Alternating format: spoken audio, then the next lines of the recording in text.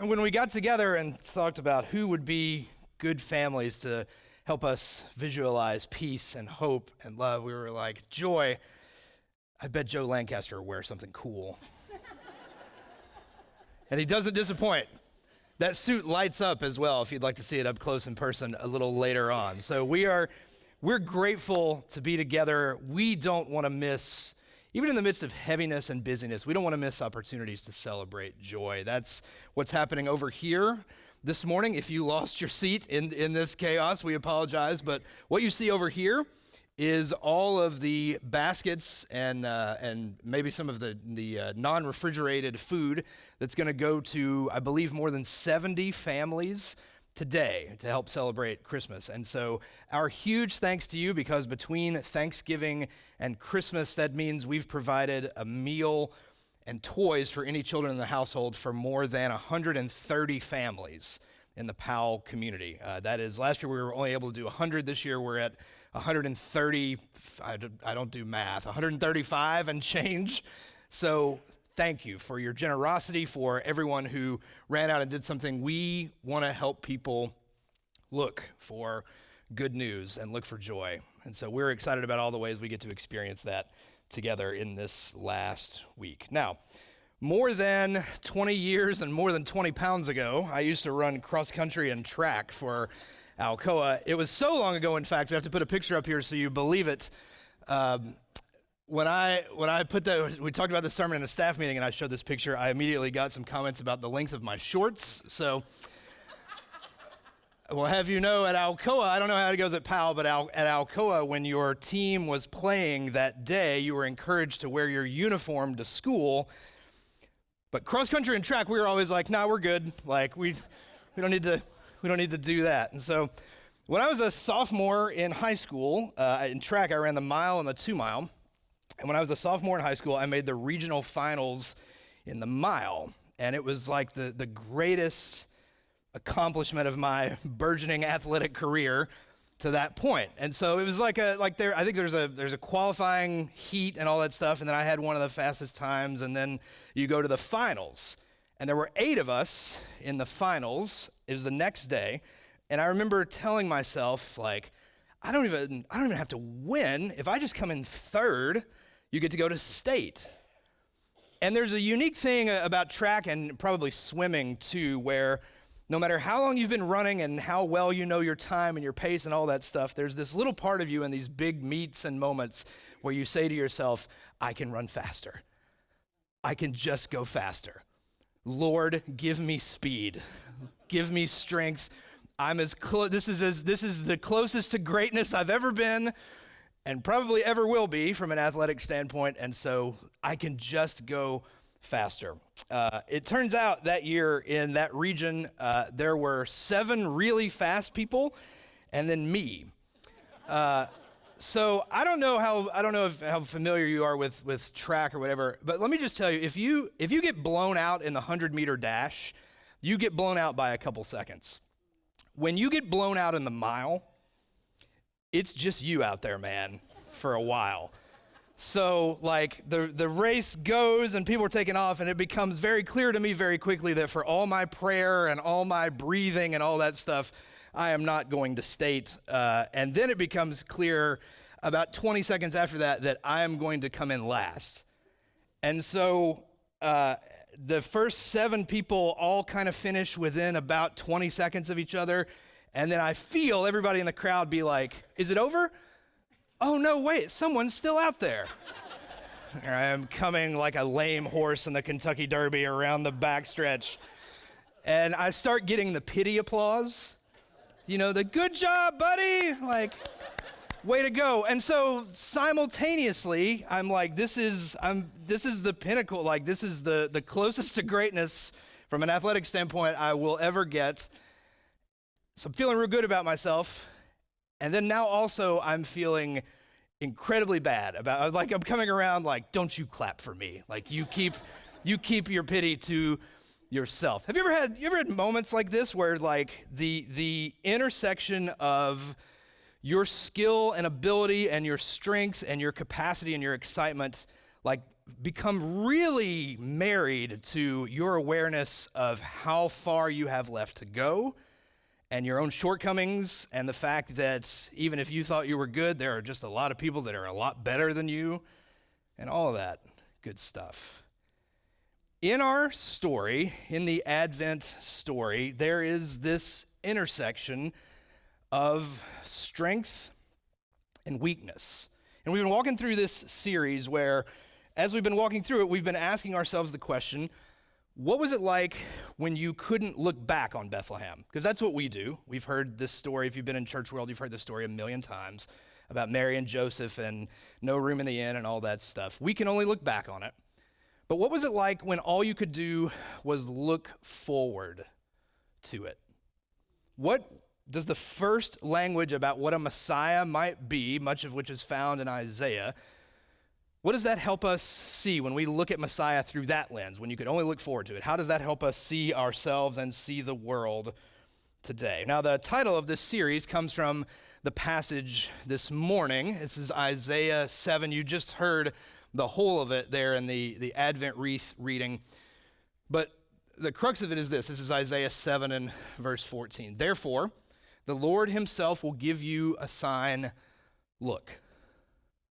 The young woman, or that can also be translated, the virgin is with child and shall bear a son and shall name him Emmanuel. This is, concretely, for them, this is what to look for. Look, behold, the woman is with child. Now, in this context in Isaiah, the people of Judah are in trouble. This is before they're carried off into exile.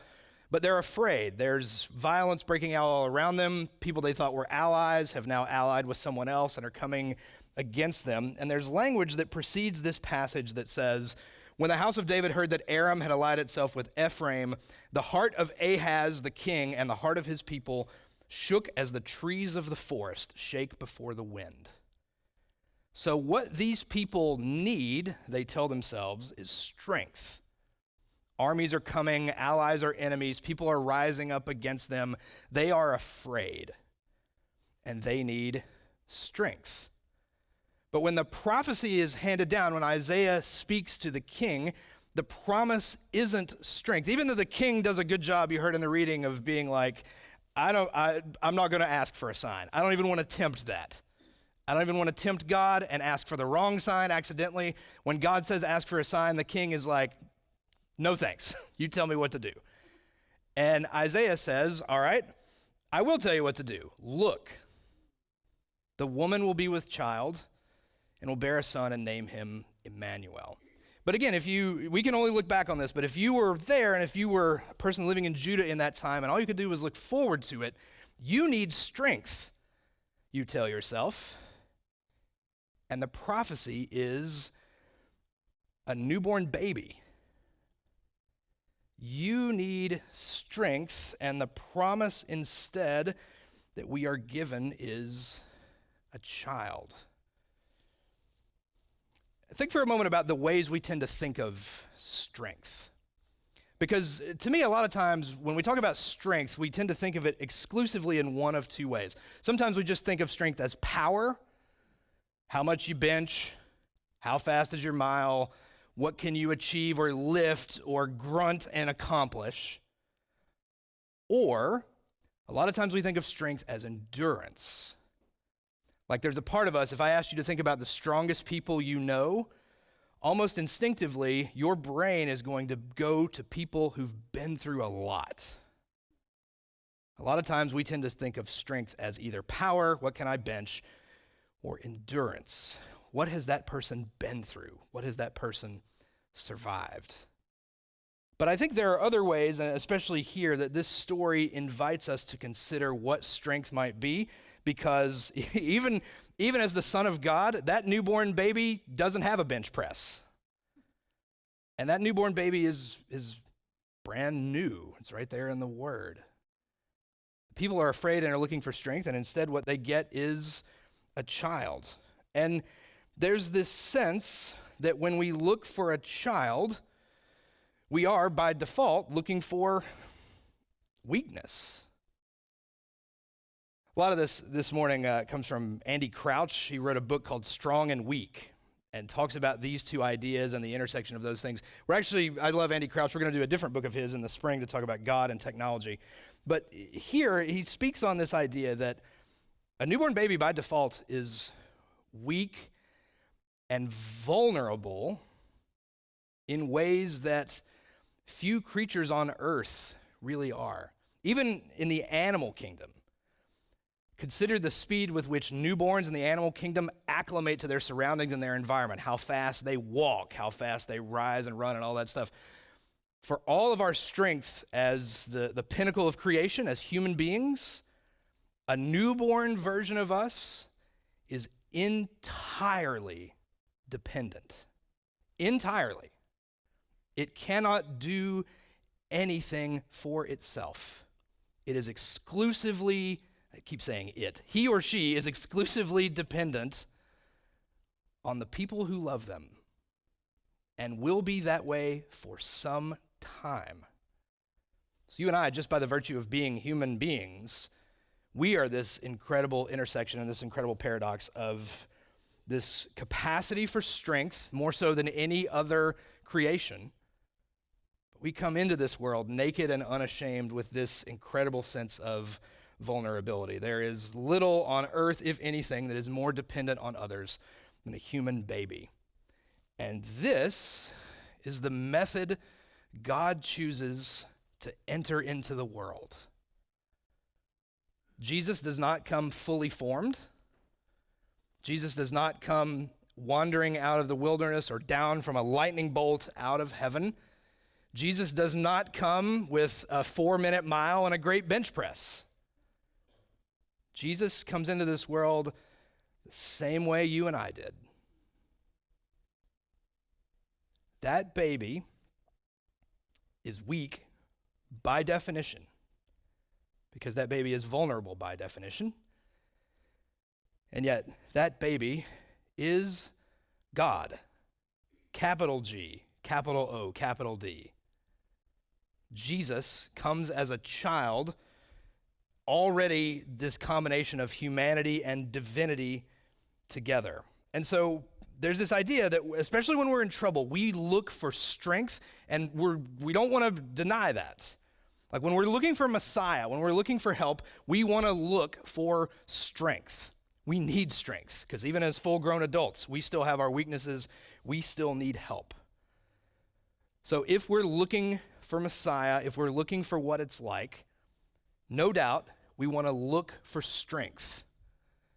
But we also want to make sure that we don't miss that strength shouldn't be the only thing we look for. Because, again, this Jesus doesn't come as conquering king, thrower of fire and brimstone, or any of that stuff. This Jesus comes vulnerable and new.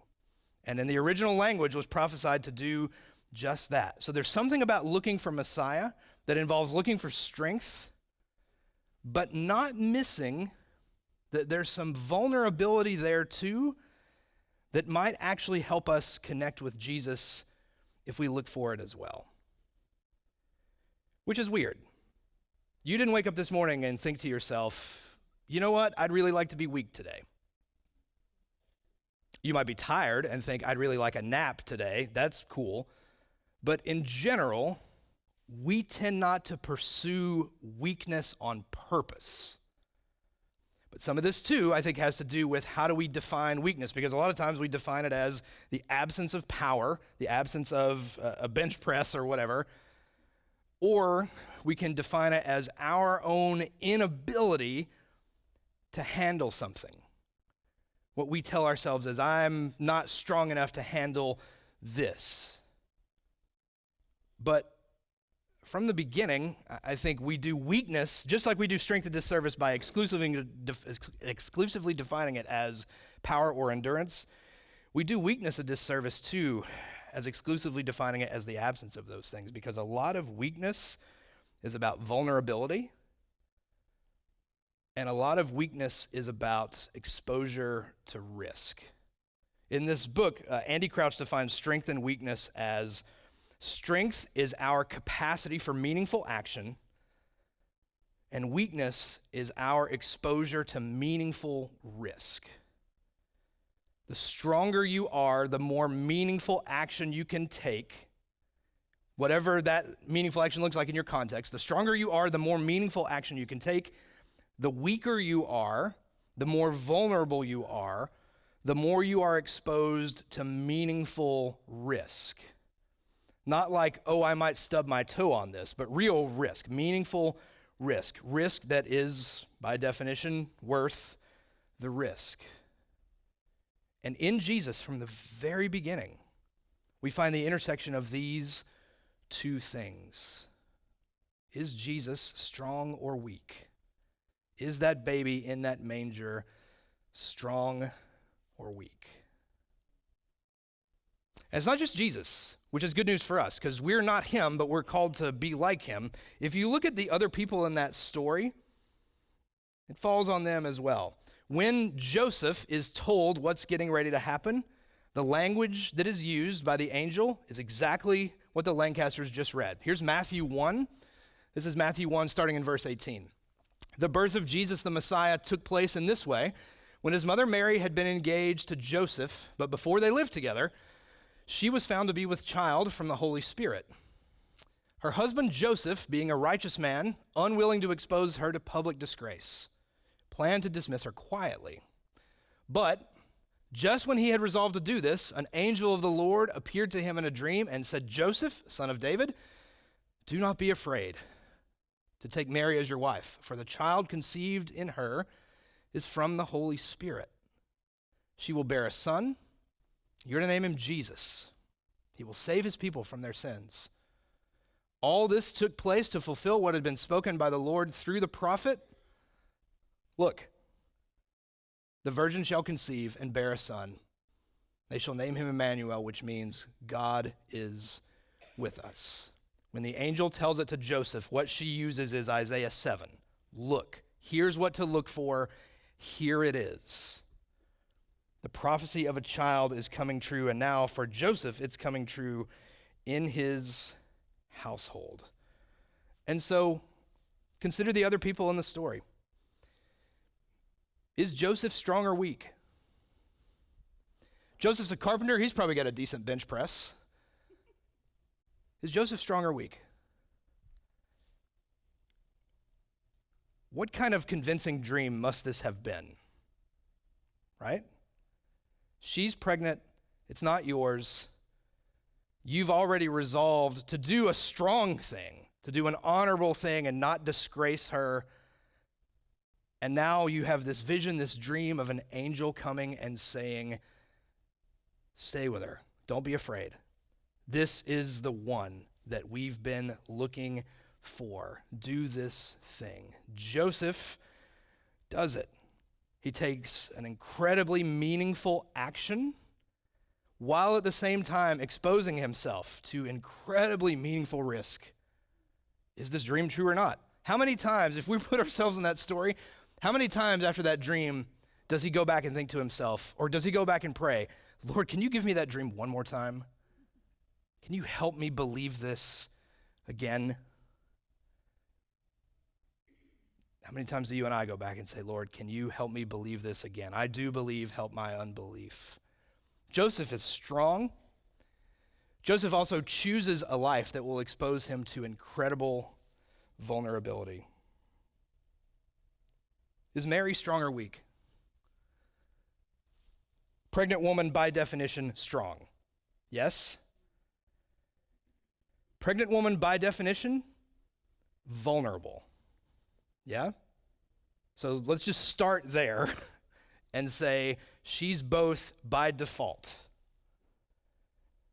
Mary's a child, a teenager at best, herself. Which means if teenagers then are like teenagers now, she thinks that she can take meaningful action, but she is in fact also still exposed to more meaningful risk than she might be willing to give herself credit for. Mary goes on this journey and says yes to this. Joseph, maybe not picked for his strength, but his ability to stay with it, to believe. Mary, not picked for her, in part they're picked for their bloodline, but not picked in the story we're given for her riches or her fame or her skill or whatever. Mary picked, I think, in many ways because when Gabriel comes and gives her the news, she says, "Here I am, the servant of the Lord," picked for her capacity to say yes. And to be sure, saying yes will give Mary a life of meaningful action, and it will expose her to incredibly meaningful risk. Because where this story is headed is to a cross where almost everyone has abandoned this Jesus, but his mama is there. Strong or weak?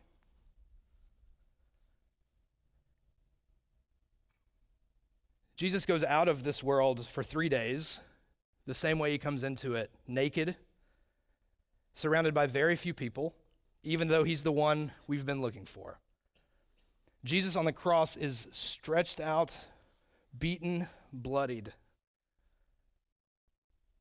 Jesus on the cross is in so many ways Jesus at his least and absolutely at his most exposed and most vulnerable. And yet, strong or weak, if strength is meaningful action, this is the most meaningful action that will ever be taken, ever. Jesus at his least is also Jesus at his most. And to the end, Jesus is strong and Jesus is weak. He exposes himself to meaningful risk in doing the most meaningful action that there is. When we're looking for Messiah, we look for strength. No doubt, we need it. But don't miss that the life of following this Messiah includes repeated exposure to meaningful risk. We believe and speak often during this time of one day all things being made new, that our greatest risk of separation from God and all that is taken care of by this and what comes 3 days later. Come back in 3 months and we'll tell you how that story ends. But to follow this Jesus is to embrace a path of strength and weakness. From the beginning, this God comes as fully God and a newborn baby at the same time. And at the end, fully God, stretched out and vulnerable for you and for me. So the question we leave you with this morning, or the two questions we'd leave you with is, where do we pursue this in our own lives? Where am I pursuing meaningful action? Where are you strong? Not what can you bench, and not what have you been through. And that's not to dismiss what you've been through. It's in part to say we've all been through different stuff. And a lot of times that stuff is relative. The worst thing I've been through is the worst thing I've been through. It's different than the worst thing you've been through. It doesn't make it better or worse by default. It's just the worst thing I've been through. The worst thing you've been through is the worst thing you've been through. We can't pick ourselves up and put ourselves fully in someone else's shoes. And I think sometimes we do ourselves a disservice when we say, that person's had it so much worse than me. The worst thing you've been through is the worst thing you've been through, man. But we're called to consider, where am I strong? Where can you take meaningful action in your life? Where are you positioned to take meaningful action in your life? And that too can look 1,000 different ways. Stay-at-home moms, some of the strongest people I know. And perhaps no more meaningful action than that. Where are you strong? Where can we not just acknowledge that we are strong, but where can we continue to pursue meaningful action, choices that make a difference? That's strength. But also at the same time, can we not forget that to follow this Jesus is to follow one that went to the cross, that came as a baby, that spent an entire life pursuing meaningful risk. As Andy Crouch would say in this book, the point of strength is not to protect ourselves from risk. The point of strength is meaningful action. And to follow Jesus means we must also consider, where am I pursuing, not just at risk from disease or grief or loss, but where am I pursuing meaningful risk? Where am I stepping out on faith? Where am I stretched? Where am I challenged? Where do I pursue both strength and weakness? As this church, where do we pursue meaningful action and meaningful risk? How many baskets can we do, right? Meaningful action. The quest to find that number was meaningful risk. And thanks be to God and to you, we got it. And so now our question is, what's next? What's the next meaningful action and the next meaningful risk? In our lives or as a church, we never want to remove ourselves from the sphere of meaningful action. We want to be people in a place that seek to make a real difference. But in large part, those real differences come through us pursuing meaningful risk. To look for Messiah is to look for strength. Make no mistake. But to look for Messiah will always mean to look for weakness too. And when we look inside, I promise you, we're going to find a bit of both in us too. And the call for us is to pursue not just the one, but the other two. Hey, thanks for joining us online. You can find us Sunday mornings at 9:30 or 11 a.m. at 323 West Emory Road in Powell, just off I-75 past the Kroger Marketplace. You can also join us for recovery worship on Thursday nights. To learn more about our church and get connected, visit powellchurch.com. You can find all kinds of information under the I'm New section. And if you'd like to support the mission of Powell Church, we appreciate your generosity. There's information on the screen that helps you get connected through stewardship and your giving. We hope this day's been a good one for you and that the grace of God has made itself known in your life. Have a great week.